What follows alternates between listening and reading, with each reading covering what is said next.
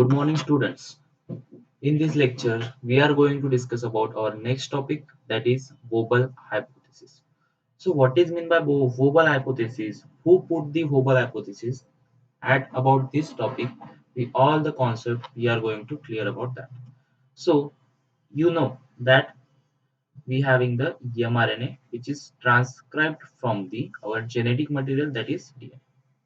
आपला mRNA DNA पासून transcribe झाला, या प्रोसेसला म्हटलं आपण ट्रान्सक्रिप्शन. सो ट्रान्सक्रिप्शन झाल्यानंतर आपल्याला करायचं असतं ट्रान्सलेशन, ज्याच्यामध्ये आपण करत असतो प्रोटीन सिंथेसिस. आता जेव्हा आपण बेसिक एमआरएनए चे स्ट्रक्चर शिकत होतो, basic various types of RNA आपण आता मागच्या लेक्चर मध्ये शिकलो. तर त्या टाइप्स ऑफ आरएनए मध्ये आपण एक आरएनए बघितला होता, that is tRNA.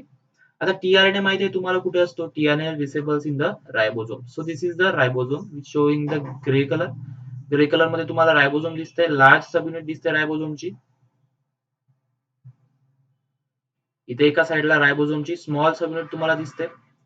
So this is large sub unit and small sub unit.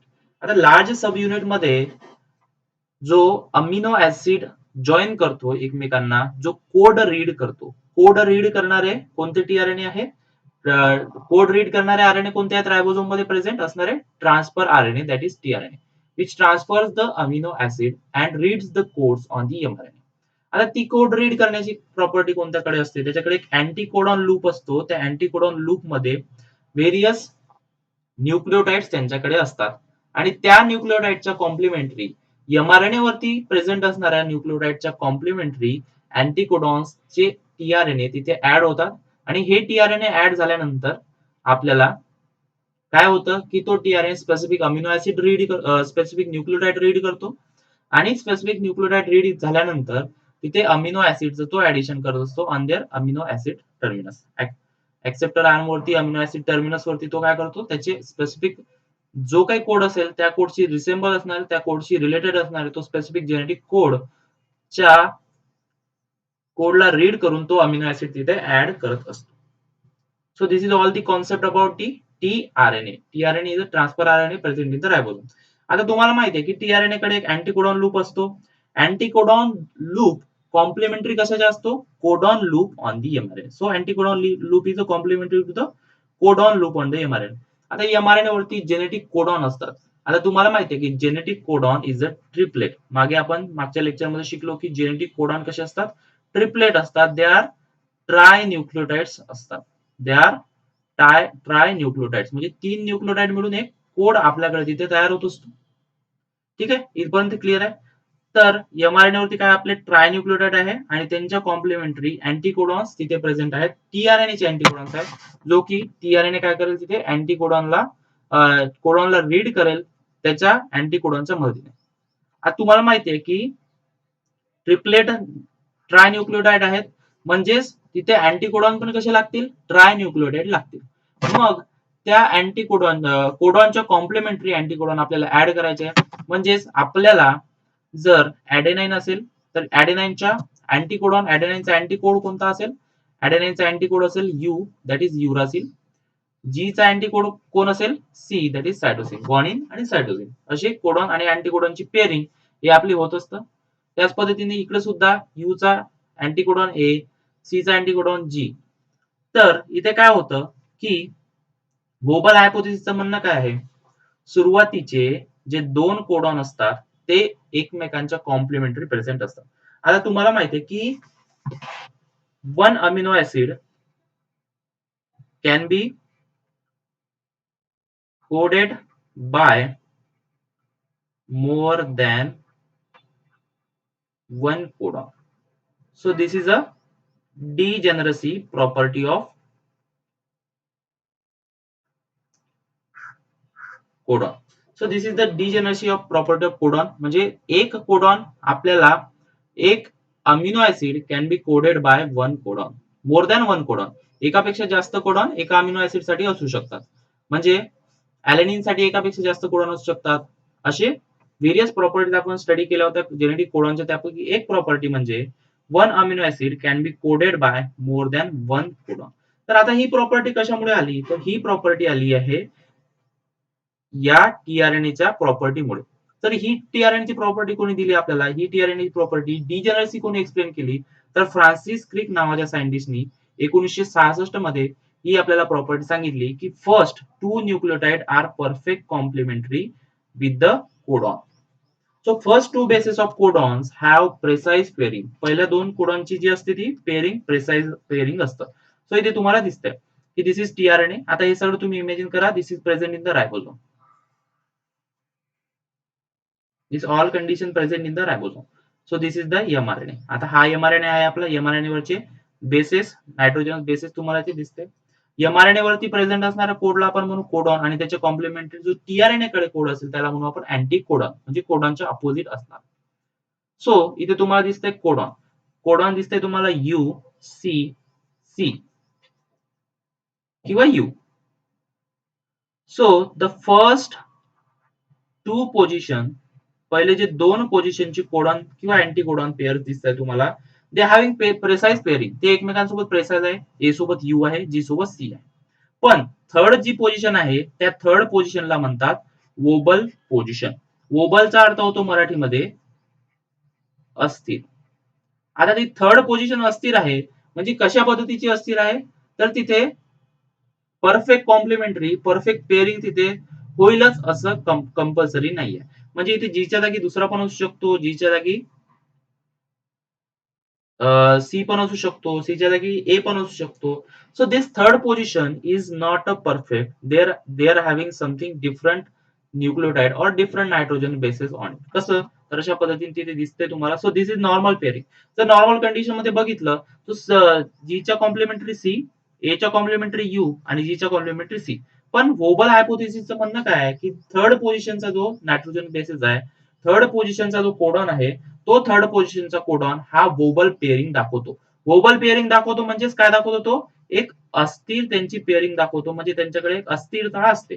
म्हणजे there is a instability, there is a unstability. आता नॉर्मल स्टॅबिलिटी आहे इथे म्हणजे काय? जीच्या अपोजिट सीच लागणार. तुम्हाला माहिती आहे जीच्या कॉम्प्लिमेंटरी सीच लागणार. पण इथे अस्थिर कॉम्प्लिमेंटरी असल्यामुळे first two nucleotide, that is first nucleotide this, second and third. So first two nucleotide shows the precise pairing and third shows the wobbling pairing. So third nucleotide shows the wobble pairing, that is जीच्या जागी इथे C पाहिजे होता पण इथे काय लागलाय आपला यू आहे आणि यू च्या जागी काय पाहिजे होता? आपला ए पाहिजे होता. पण इथे टीआरएनए ने काय केलं? टीआरएनए इथे जी जी असलेला टीआरएनए इथे काहीतरी ऍडजस्टमेंट तिथे झाली. ऍडजस्टमेंट झाली पण इथे सीयूसी कोड करत होता ल्युसिन आणि इथे सीयूयू कोड करतोय ल्युसिन. म्हणजे जी नावाचा अँटीकोडॉन असणारा टीआरएनए सीयूयू साठी सुद्धा चालू शकतो. म्हणजे CUU also codes for the leucine and CUC also code for the leucine amino acid. So this are the identical leucine tRNA. तर असं का बरं होतं? तुम्हाला माहिती आहे की वी हॅव अ 64 कोडॉन्स. आपल्याकडे 64 कोडॉन्स आहेत. त्यामधले 61 कोडिंग आहेत आणि 3 आर स्टॉप कोडॉन. म्हणजे त्यांच्यासाठी कोणत्याच प्रकारचा अमिनो ऍसिड हा कोड केला जात नाही. आता 61 कोडिंग आहेत आपल्याकडे. सो 61 कोडिंग कोडॉन्स आहेत आपल्याकडे. म्हणजे आपल्याला 61 टीआरएनए ची गरज होती. 61 डिफरंट कोडॉन्स आपल्याकडे प्रेझेंट आहे. म्हणजे आपल्याला 61 टीआरएनए ची गरज होती. पण आपल्याकडे 61 प्रकारचे टीआरएनए आपल्याकडे प्रेझेंट नाहीत. आपल्याकडे फक्त आहेत 40 tRNA. So we have only 40 tRNA आणि हे सगळे 40 टीआरएनए वोबल पेअरिंग करून, वोबल हायपोथेसिसचा यूज करून, वोबलचं पेअरिंग करून, म्हणजे थर्ड जो न्यूक्लियोटाइड आहे त्याच्यासोबत अस्थिर पेअरिंग करून, अनस्टेबल पेअरिंग करून आपल्याकडे काय करतो? अमिनो ऍसिडचं ऍडिशन तिथे करतो. सिंपल आहे. कारण की आपल्याकडे फक्त 40 टीआरएनए आपल्याकडे प्रेझेंट आहे आणि हेच 40 टीआरएनए रीड करतात आपल्या 61 कोड्सला, 61 कोडॉन्सला. म्हणजे 40 टीआरएनए आहेत म्हणजे अल्टिमेटली आपल्याकडे काय आहे? 40 अँटी कोडॉन आहेत. आता हे 40 अँटी कोडॉन परफेक्ट कॉम्प्लिमेंटरी नसतील एकमेकांसोबत. तर हे कसे असतील? यांचे थर्ड पोझिशनचा जो न्यूक्लियोटाइड आहे असू शकतात. काही टीआरएनए परफेक्ट पेअरिंग दाखवू शकतात, काही टीआरएनए जे आहेत ते इनस्टेबल पेअरिंग दाखवतात. हाच कॉन्सेप्ट एक्सप्लेन झालाय आपला वोबल हायपोथेसिस मध्ये. So the wobble hypothesis propose that the normal base pairing can occur between nitrogenous bases in position first and second of the codon and the corresponding base, that is third and seventh in the anticodon. So actually the base first in the anticodon can form non-Watson-Crick base pairing with the third position of the codon. So इथे काय दिसतंय तुम्हाला? So this is the first position of anticodon. Anticodon वाचताना अशा पद्धतीने वाचायचा असतो. आपण कधी रिडिंग करायच्या वेळेस 5 प्राईम टू 3 प्राईम आपला नायट्रोजन बेसिस किंवा आपला न्यूक्लियोटाइडचा कोड आहे तो रीड करायचा असतो. सो इथे 5 प्राईम पोझिशन दिसतंय. So this is 5 prime position. मग हा कोण असेल? फर्स्ट पोझिशन असेल अँटीकोडॉनची, सेकंड पोझिशन ही असेल आणि थर्ड पोझिशन ही असेल. म्हणजे this is the anticodon and this is the codon and this is also the first base, second and third. So the first base first in the anticodon loop, anticodon can form non-Watson-Crick base pairing. Non-Watson and Crick base pairing म्हणजे Watson आणि Crick ने काय सांगितलं? A is combined with the T and G is combined with the C. A pairs with the T and G pairs with the C by hydrogen bond. So इथे काय होतं की इथे वॅटसन अँड क्रिकची जी बेस पेअरिंग आहे normal सांगितली ती इथे कन्सिडर केल्या जात नाही. So actually the base first in the anticodon can form non Watson and Crick pairing with the third position in the codon. कोणासोबत? Watson and non Watson Crick pairing दाखवतो third position of codon. So first position of anticodon and third position of codon shows the non-Watson and Crick base pairing. So the hypothesis is applicable to the most but not all the tRNAs. There are more than one codon for one amino acid. This is called a degeneracy of genetic codon. हे सगळं आपण discuss केलंय. म्हणजेच मोर than one codon for one amino acid. एका amino acid साठी एकापेक्षा जास्त codon असू शकतात. So to explain the possible cause of degeneracy of the codons in 1966, Francis Crick proposed the Vobel hypothesis. Vobel चा अर्थ होता अस्थिर. So according to the hypothesis, only the first two bases of the codon have the precise pairing. म्हणजे सुरुवातीचे first to bases जे आहेत ते आपल्याकडे परफेक्ट कॉम्प्लिमेंटरी पेअरिंग दाखवतात. With the basis of anticodon of tRNA. With the pairing between the third base of the codon and anticodon may wobble. Wobble म्हणजे असतील. So wobble means they may save or move unsteadily. They can be unstable. They can be movable.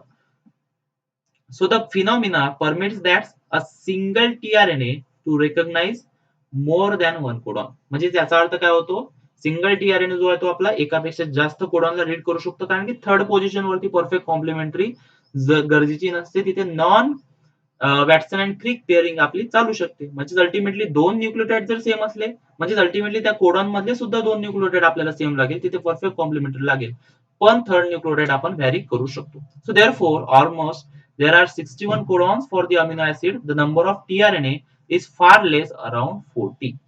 So which is due to the wobbling. ते कशामुळे होते? wobbling मुळे होते, ते अस्थिरतामुळे.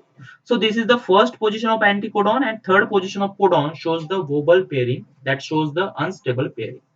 So wobble bases कोणते कोणते प्रेझेंट आहेत आपल्याकडे? So tRNA कडे C A G U I.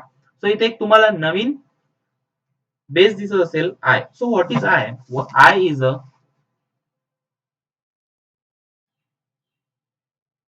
hypoxanthine and uracil. So अशा पद्धतीची पेअरिंगची पॉसिबिलिटीज इथे दिसू शकते. So this is the normal. C is pair with the G, A pair with the U, but G can pair with the C and U. You can pair with the A and G. Hypoxanthine can pair with the cytosine, adenine and uracil on the codon of the mRNA. हे लक्षात ठेवायचं. Hypoxanthine can pair with the cytosine, adenine and uracil. So there is a new base in the tRNA. Naveen base tRNA मध्ये आपला present असतो. So TRN मध्ये इथे दिसतोय guanine pair with the cytosine and hypoxanthine pairs with the, so this is hypoxanthine uracil actually. So this is hypoxanthine uracil pair with the cytosine. Adenine pair with the uracil. Adenine also pairs with the hypoxanthine uracil. So uracil also pair with the hypoxanthine uracil. So this is the Wobble pairing, Wobble base. याच्यामुळे काय होतं? आता याचा significance काय? आता wobble pairing तर शिकलो आपण. तर याचा सिग्निफिकन्स काय? का बरं नेचरने असं केलं असेल? कारण की आपल्याकडे नंबर ऑफ टीआरएनए कमी होते आणि तिथे काहीतरी ऍडजस्टमेंट तिथे झाली. दुसरा, इथे एक ब्रॉड स्पेसिफिसिटी भेटली. म्हणजे एक टीआरएनए मोर दॅन वन कोडॉनला रेकॉग्नाइज करू शकतो. इथे एक ब्रॉड स्पेसिफिसिटी भेटली, एक ब्रॉड रेंज टीआरएनए भेटली, जे की जेणेकरून तो कोडॉन प्रॉपरली, तो most of the codon properly read करू शकेल. आणि ओबल पेअरिंग असल्यामुळे दोनच बेसेस एकमेकांसोबत परफेक्ट कॉम्प्लिमेंटरी दाखवत असल्यामुळे टीआरएनएचं डिसोसिएशन इथे फास्ट होऊ शकतं. म्हणजे अमिनो ऍसिड ऍड केल्यानंतर टीआरएनए पटकन इथे निघून जाऊ शकतो.